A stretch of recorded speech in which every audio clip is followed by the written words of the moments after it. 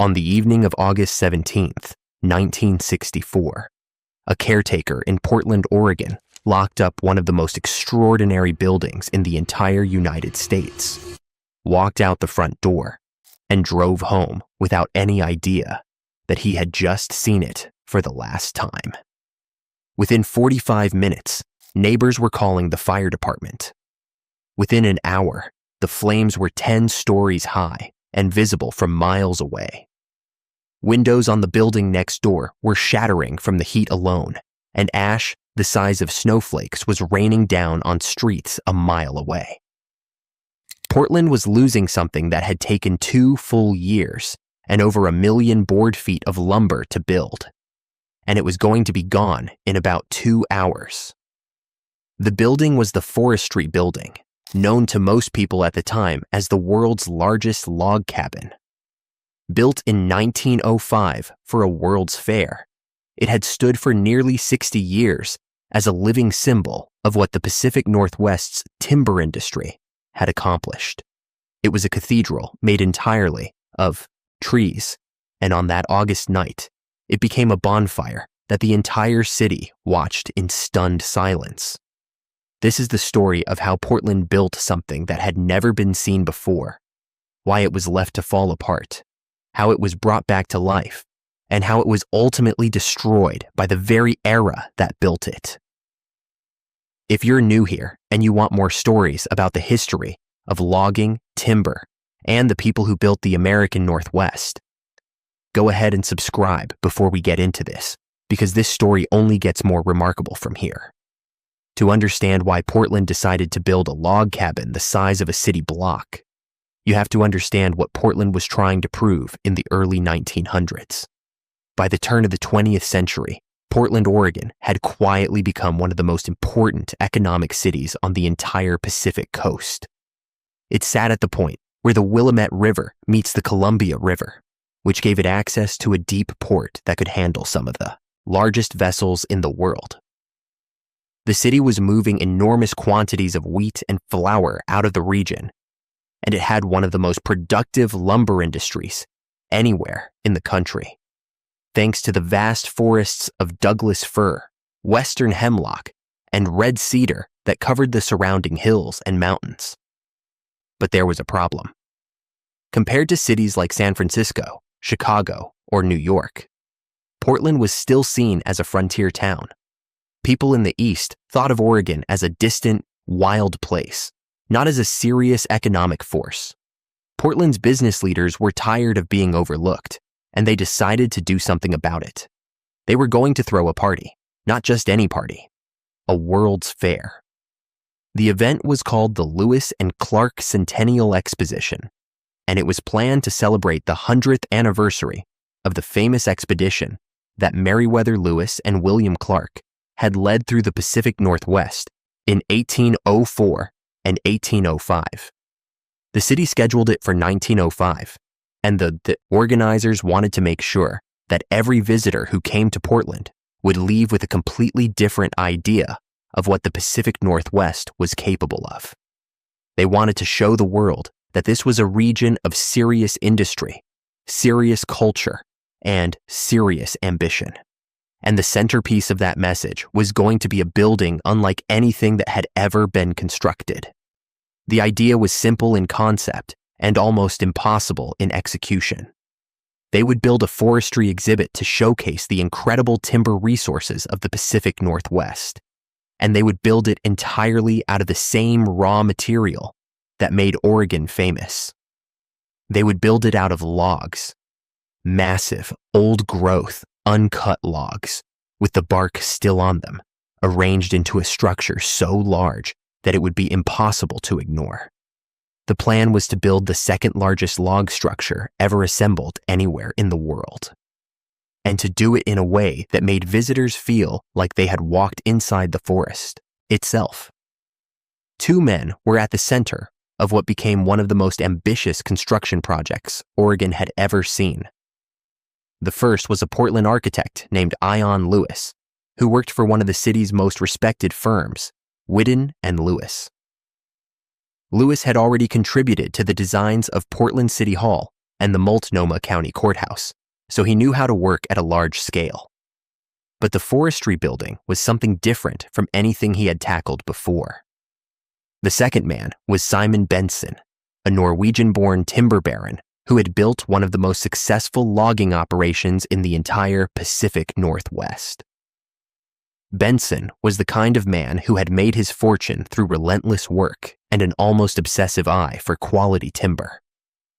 When the exposition organizers needed someone to source the logs for this building, Benson was the obvious choice. He personally selected and purchased the old-growth trees from Columbia County, Oregon, choosing specimens that most loggers would have considered almost unbelievably large. Some of those logs were 6 feet across at the trunk. 6 feet. That is roughly the height of a tall man, measured as the diameter of a single log. And those logs were not cut down to size or stripped of their bark or shaped into neat lumber. They were used almost exactly as they came out of the forest, which was the entire point. Benson and Lewis wanted every person who walked into that building to understand, on a gut level, what the forests of the Pacific Northwest actually contained. The numbers involved in the construction were staggering by any standard. The building that Ion Lewis designed was 206 feet long, 102 feet wide, and 72 feet tall. That 72-foot height made it roughly equivalent to a 7-story building, which meant this was not a cabin in any casual sense of the word. It was a massive, cathedral-scale structure that happened to be built out of logs instead of stone or steel. To put the materials in perspective, the construction required 2 full miles of logs that were 5 and 6 feet in diameter and 52 feet long. It required 8 miles of poles and enormous quantities of stakes and shingles. When all was said and done, a full 1,000,000 board feet of lumber had gone into the building, and the construction cost came to approximately $30,000, which in today's money would be somewhere around $950,000. The building took 2 years to complete, and when it was finished, the interior was something that stopped visitors in their tracks. Inside, the building was laid out in a cruciform floor plan, meaning it was shaped like a cross when viewed from above, with a 2-story central aisle that ran the full length of the structure and was lit by skylights overhead. Running down both sides of that central aisle were 54 massive, unpeeled Douglas fir logs, each one standing as a column, each one still wearing its original bark, each one stretching 48 feet from the floor to the ceiling above.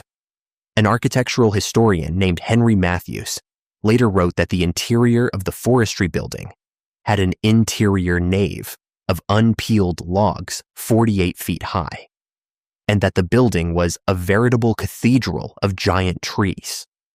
That was by far the most popular attraction of the exposition. He called it the Parthenon of Oregon, and that comparison was not as far-fetched as it might sound, because the scale of those interior log columns genuinely evoked the feeling of standing inside an ancient Greek temple, except that instead of carved marble, everything around you was raw, living wood. The building also housed a collection of exhibits that highlighted Oregon's timber industry, showing visitors everything from the natural history of Pacific Northwest forests to the tools and machinery that loggers used. There were displays of local wildlife, including taxidermied animals native to the region. There were photographs and artifacts representing the Native American peoples of the area. And there were exhibits that traced the entire story of the sawmill industry of the Pacific Northwest, from its earliest days to the cutting-edge technology of 1905. When the exposition opened, the forestry building immediately became its defining attraction. Visitors from across the country and around the world came to Portland, saw the building, and could not believe what they were looking at. Newspapers called it the world's largest log cabin, and while that was technically a slight exaggeration, the Old Faithful Inn in Wyoming had already been built by then. and held the actual top spot. The forestry building was still a genuinely astonishing achievement that no one who saw it ever forgot. We are about halfway through this story, and the part coming up is where things get genuinely painful. If you are watching this on the YouTube app, now is a good time to make sure you have notifications turned on for this channel so you do not miss future videos on logging history and Pacific Northwest stories. Hit the bell icon before we continue. When the Lewis and Clark Centennial Exposition ended in 1905, the city of Portland made a decision that would have serious consequences over the following decades. They purchased the forestry building from the exposition organizers and kept it standing as a permanent museum. On the surface, this sounds like a straightforward act of civic pride. The city had an extraordinary building that the public clearly loved, so they decided to preserve it for future generations. But what actually happened over the next few decades was closer to a slow-motion abandonment than a preservation effort. The forestry building was left largely without maintenance or significant investment for years after the exposition.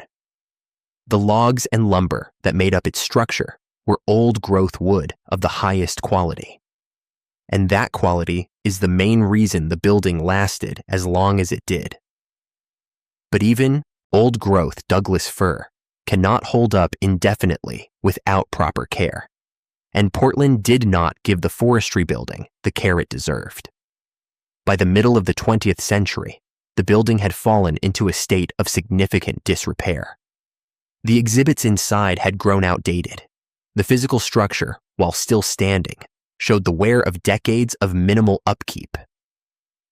The building that had once been the most talked about structure at a World's Fair had become something of a forgotten relic. But then, in the late 1950s, Oregon began preparing to celebrate its centennial as a state. Oregon had entered the Union on February 14th, 1859, which meant that 1959 was its 100th anniversary. The state organized a sesquicentennial celebration, and as part of that effort, civic leaders in Portland decided that it was finally time to restore the forestry building to something like its original glory. The restoration that followed was genuinely impressive.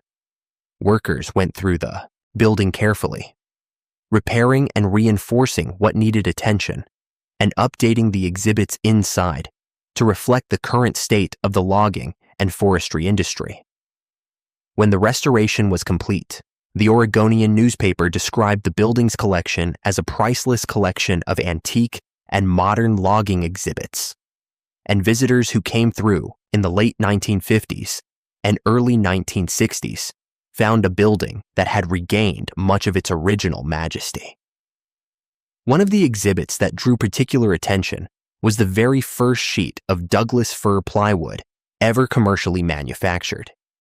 It had been produced in 1904 by a company called the Portland Manufacturing Company, which was owned by the Outson family, and it represented a milestone in the history of wood products that was almost as significant as the building itself. Here was the moment when the timber industry figured out how to take the forests of the Pacific Northwest and turn them into one of the most useful construction materials in modern history, and the forestry building had been holding on to that piece of history for decades. The restored building quickly re-established itself as a genuine destination in Portland. Families came on weekends, school groups visited on field trips. People who had grown up in logging communities throughout Oregon and Washington came to see their own history reflected back at them in the exhibits. The building had found a second life, and for a few years in the early 1960s, it looked like Portland's great log cathedral might have a long future ahead of it. But underneath that restored exterior, a problem was slowly developing, one that nobody could see and nobody was looking for. When Ion Lewis designed the forestry building in 1904 and 1905, electrical wiring was still a relatively new technology. The building was wired during its original construction using the best available materials and methods of the time. And then, for nearly 60 years, nobody substantially updated that wiring. Think about what that means. The electrical system running through the walls and floors and ceiling of a building, made entirely of dry, old-growth timber, was the same electrical system that had been installed before the First World War, before the Great Depression, before the Second World War, before television, before all of it. While the rest of Portland modernized and updated and rebuilt, the forestry building's electrical infrastructure stayed frozen in 1905. This is the kind of detail that becomes obvious in hindsight and completely invisible in the moment. The building had stood for nearly 6 decades without a major electrical fire. The wiring had never caused a serious problem that anyone knew about, and so there was no particular urgency to replace it, and no one did. On the afternoon of August 17th, 1964, it was the caretaker's job to make sure the forestry building was secured before he left for the night. He walked through the building, checked that everything was in order, and locked the front door at around 5:30 in the evening. He had no reason to think anything was wrong. He drove home. What happened next was recorded in detail by the Oregonian newspaper the following day.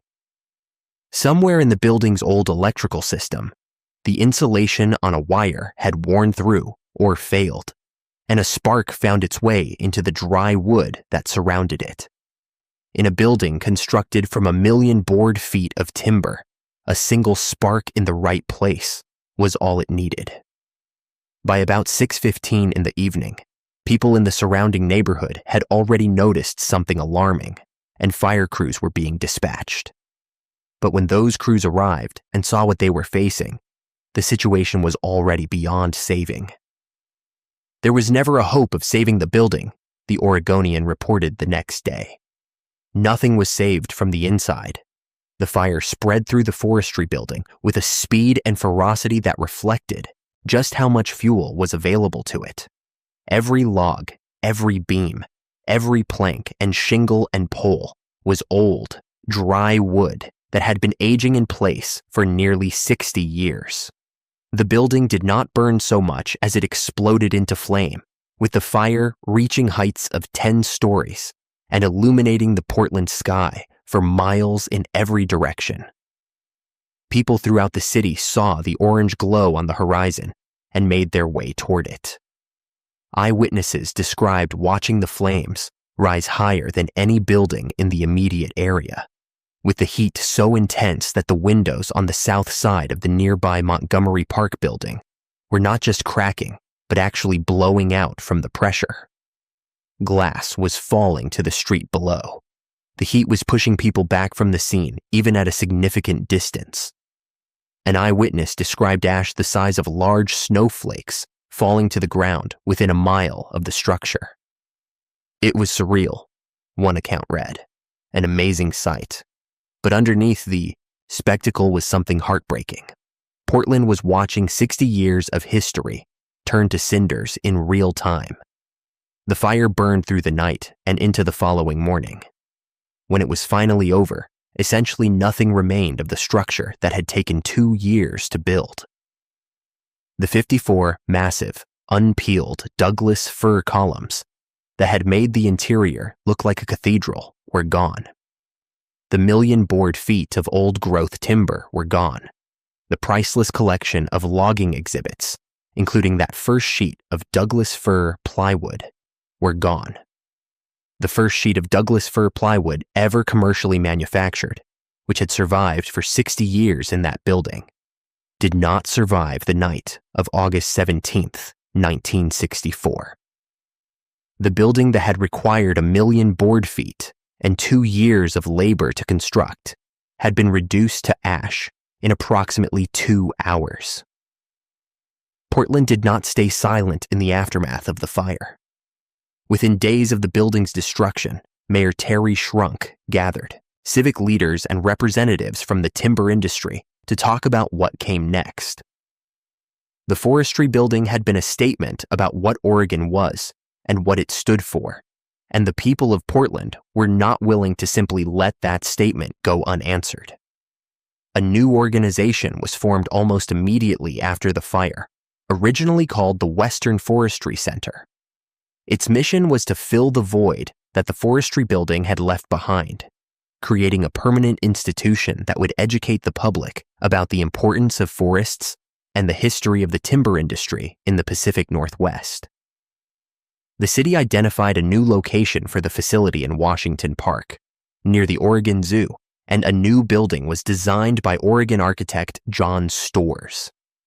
Unlike the original forestry building, Storrs' design was built with fire resistance as one of its central priorities. The days of relying on the natural durability of old-growth timber were over. Donors from across the timber industry contributed funds to make the new center a reality. The Western Forestry Center opened its doors in 1971, 7 years after the fire, and over the following decades, it expanded significantly. Additional halls were added. An international fellowship program was established. The institution eventually renamed itself the World Forestry Center, reflecting a mission that had grown beyond Oregon and the Pacific Northwest to encompass global forestry education and environmental stewardship. Today, the World Forestry Center sits in Washington Park and continues to operate as a nonprofit educational institution. It houses exhibits about forest ecosystems around the world, a leadership hall of fame that honors the people who have made significant contributions to forestry, and a collection of historic equipment, including a steam locomotive, nicknamed Peggy, that was used as a logging workhorse in Pacific Northwest forests. It is, by any measure, a worthy successor to the building that burned in 1964. But it is also a fundamentally different kind of place, where the original forestry building was itself the exhibit, a demonstration of what the forests of Oregon could build. The World Forestry Center is more conventional in its approach. It tells the story of forests through displays and artifacts, rather than through the physical experience of standing inside a structure made from the forest itself. The original forestry building could never be recreated, not because the skills are no longer available, and not entirely because the old-growth timber it required no longer exists in the same quantities. It could not be recreated because it was a product of a particular moment in time, when a city was trying to announce itself to the world and had the audacity to do it by building something that nobody had ever attempted at that scale before. That building stood at the corner of Northwest 28th Avenue and Upshur Street in Portland for 59 years. It survived the economic collapses and the world wars and the decades of neglect. It survived long enough to be restored and rediscovered and loved again. And then, on a Monday evening in August of 1964, it was taken by 60-year-old electrical wiring that nobody had thought to replace. There is something that sits with you when you spend time with this story. Not just the tragedy of the fire itself, but the pattern that led up to it.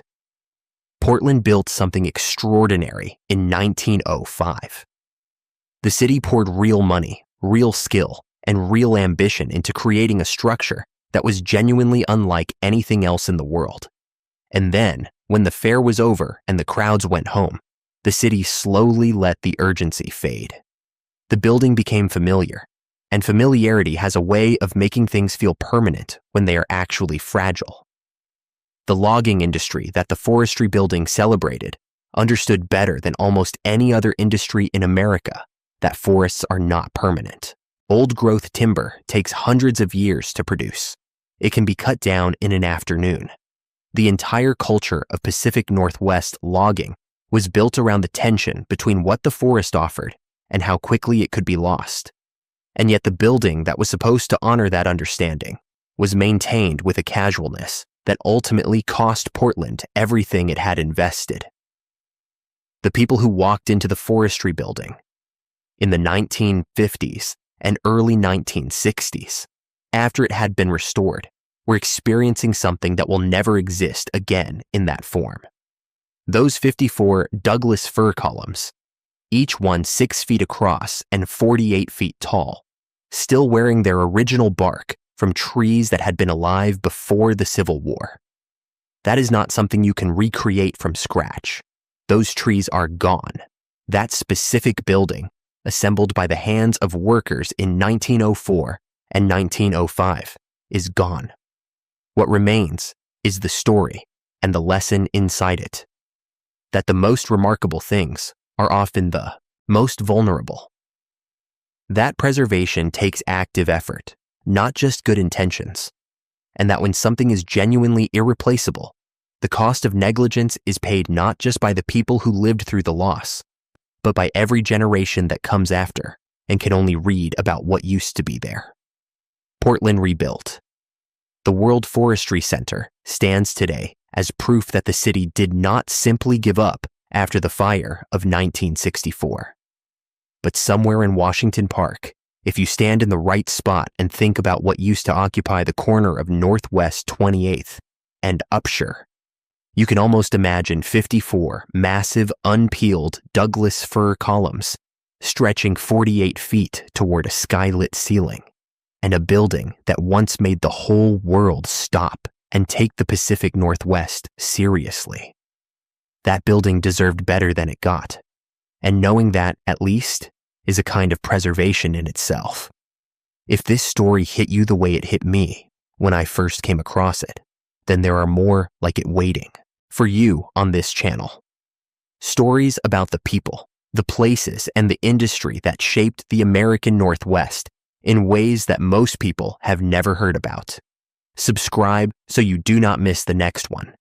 And if you want to keep watching right now, the next video is on your screen.